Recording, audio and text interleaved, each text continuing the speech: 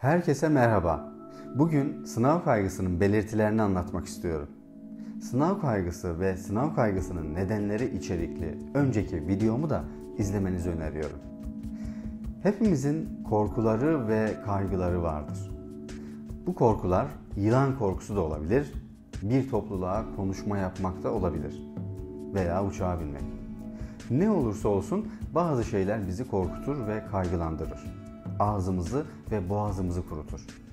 Kalbimizin hızlı atmasına neden olabilir. Tüm kaygılar ve korkular yaşanıyorken bedenimizde de değişiklikler ortaya çıkar.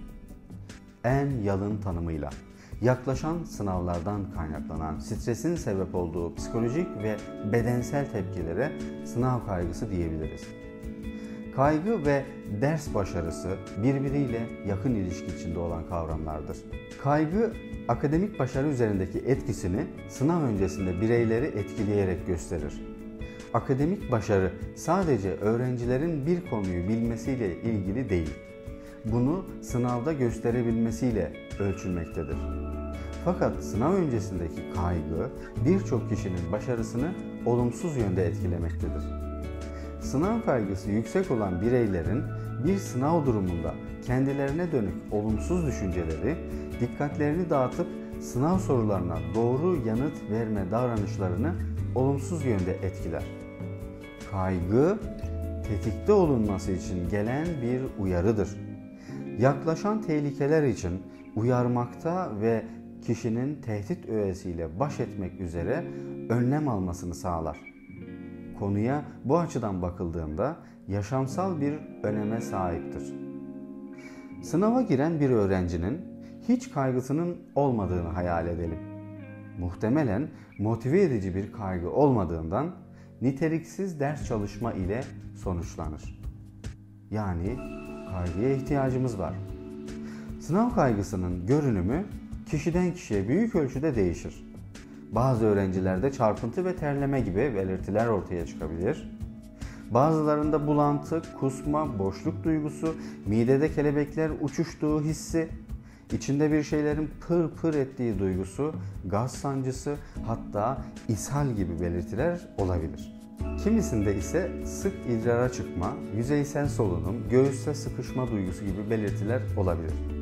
Bazı öğrencilerde kas gerginliği önde gelir ve bu kişiler kas katılığından ya da kas spazmından, baş ağrısından ve boyun tutulmasından yakınırlar.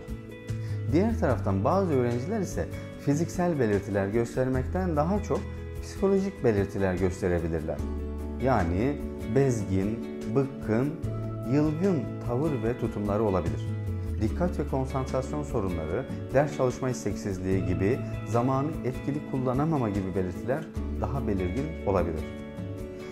Ya başaramazsam düşünceleri öğrencinin zihnini o kadar çok meşgul eder ki bunları düşünmekten ders çalışmaya konsantre olamaz. Kendini suçlar ve eleştirir. Ders çalışması yönünde herhangi bir uyarı onu daha da olumsuz etkiler. Ve kısır döngü içsel olarak devam ederek ya başaramazsam düşüncesine ve de bu yıl kazanamayacağım inancına sürükler. Korku mevcut bir tehlike anında bizi uyaran bir alarmdır. Fakat korku da her alarm gibi ancak doğru zamanda ve doğru yoğunlukta olduğunda en iyi şekilde çalışmış olur. Anksiyete yani kaygı. Gelecekteki tehditleri düşündüğümüzde verdiğimiz duygusal ve fiziksel tepkilerimizdir.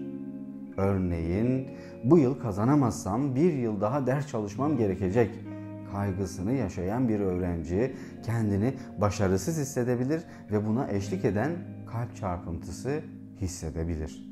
Profesör Doktor Acar Baltaş ve arkadaşlarının 1986 yılında yaptıkları bir araştırmada sınava girecek öğrencilerin kaygı düzeylerinin ameliyathanede ameliyat olmayı bekleyen hastaların kaygı düzeylerinden daha yüksek olduğunu saptamıştır.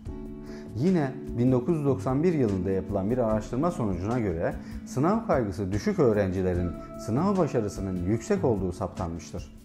Aynı zamanda bu araştırma ile yüksek kaygılı öğrencilerin başarısızlığının sadece sınav kaygısı olmadığı da anlaşılmıştır. Buna göre öğrencilerin sınava hazırlanma düzeyi, başarı güdüsü, genel akademik yetenekleri, okul başarısı gibi öğrencilerin düşük sınav başarısında etkili olan diğer etmenler ortaya çıkmıştır. Bu araştırmalardan çıkan sonuç, yüksek kaygı düzeyinin başarıyı düşürüyor olduğudur. Ama başarılı olmak için sadece kaygının düşük olması da yeterli değildir. Kaygının düşük olması ve başarma istek ve motivasyonuna verimli ders çalışma yollarını bilmesine ve sürekli, düzenli ve sistemli ders çalışmanın da gerekli olduğu gerçeğini ortaya çıkarmıştır. Sınav kaygısının bedensel belirtileri arasında şunları sayabilirim. Düzensiz kalp atışları, çarpıntılar ve yoğun terleme, titremeler, havasızlık hissi ve düzensiz soluk alıp vermeler, ateş basması hissi ve titreme, baş ağrısı ve baş dönmesi, mide ağrısı, midede kasılma, mide şişkinliği, mide bulantısı, kas yorgunluğu hissi, kaslarda kramp ve uyuşma hissi, nadiren bayılma. Sanki tamamen zihni boşalmış, bir şey öğrenemiyormuş gibi olma hissi. Kabızlık ve ishal gibi sindirim sisteminde meydana gelen değişiklikler, konsantrasyon ve dikkatini toplayamama zorlukları, iştahsızlık veya aşırı iştah gibi yeme alışkanlıklarında değişiklikler, çok uyuma, uyuyamama gibi uyku alışkanlıklarında değişiklikler. Sınav kaygısının psikolojik belirtilerini değerlendirecek olursak şunları belirtmekte yarar var. Öğrenci ya başarısız olursam ve ailemin sevgi ve saygısını kaybedersem diye korkabilir. Yeterince çalışamadığı için kendini suçlama. Kesinlikle başarılı olamam düşünceleri. Hiçbir şey bilmediğini ve hatırlamadığını zannetme. Sürekli olarak alacağı notu ya da puanı düşünme. Diğerleriyle zihinsel rekabet ederek diğerlerine göre başarısız ve bilgisiz olduğunu düşünmek. Sınav sonucunun felaket olacağını düşünmek. Hareketsizlik, donukluk, huzursuzluk ya da aşırı hareketli olmak, ailesini ve yakınlarını hayal kırıklığına uğratacağı düşüncesi. Başarısız olduğu takdirde bir daha deneyemeyeceğini, denese bile yine başarısız olacağını düşünme. Ders çalışma masasına oturmayı erteleme. Ders çalışmaya başlasa da kısa sürede sıkılma. Ders çalışmaya kendini zorlama. Çalışmaya başladığında ise dikkat ve konsantrasyon güçlükleri nedeniyle niteliksiz çalışmaktan şikayet etmek. Rezil olacağına, küçük düşeceğine dair inançları sayılabilir. Sınav kaygısı yaşayan öğrencilerin bazı davranış değişikliklerini gözlemleyebiliriz. Bunlardan birincisi, sınav kaygısı olan kişiler ya aşırı yoğun ve yorgun gibidir ya da boş vermiş gibi davranabilir. Bu durum sınav stresinin ve kaygısının sebep olduğu huzursuzluk ve mutsuzluk nedeniyle zihinsel yoğunluğun bedensel dışa vurumudur. Bu davranış uyumsuzlukları istemsiz olarak meydana gelir. Ders çalışması gerekirken zihinsel olarak yapamadığı için yoğun bir iç çatışması yaşanır. İkinci bir başka gözlemsel davranış ise zamanı düzensiz kullandıkları göze çarpar. Ders çalışma programlarına tam anlamıyla uyum gösteremezler. Sınav kaygısı ve stres yaşayan öğrencilerin hemen hepsinde ritmik davranışların görülme olasılığı yüksektir. Öğrencilerin konuları yetiştirmek adına aceleci davranması kaygı seviyesini yüksek oranda artırır ve bu durum uyku düzenini olumsuz etkiler. Kaygı ve stres düzeyinin normal seviyede tutulması için özellikle biyolojik ritmimize yani uyku düzenine özen göstermelisiniz. Üçüncü bir başka davranışsal gözlemimiz yakın çevresiyle sürtüşme içinde ve tahammülsüz davranışları olabilir. Öğrencinin yoğun sınav kaygısı yaşadığında yoğun strese bağlı olarak olaylara, kişilere ve durumlara karşı tahammülsüz olduğunu gözleyebiliriz. Bu tahammülsüzlüğün altında yatan şey başaramama korkusunun tetiklediği yoğun strestir. Çatışmalar ise öfke ile birlikte bu stres ve korkunun dışa atımı yansıtılmasıdır. Sınav kaygısı yaşayan öğrencilerin çevresiyle uyumlu, paylaşımcı, sosyal ve dışa dönük olması kaygının azaltılmasında, stres düzeyinin düşmesinde önemli rol oynadığı unutulmamalıdır.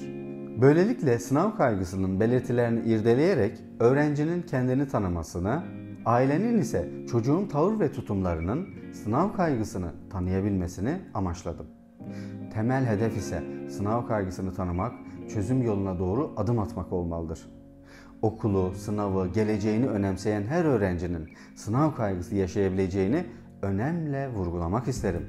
Ve sınav kaygısının en temel etkisi, öğrencinin gerçek potansiyelini ortaya koymasında en büyük engeldir. Pozitif açıdan düşünürsek, sınav stresini kontrol altına almış, sistemli, düzenli ve sürekli ders çalışan bir öğrencinin hedeflerine ulaşamaması için herhangi bir gerekçe kalmıyor. Unutma, sen değişirsen dünya değişir. Bugün bundan sonraki yaşamının ilk günü.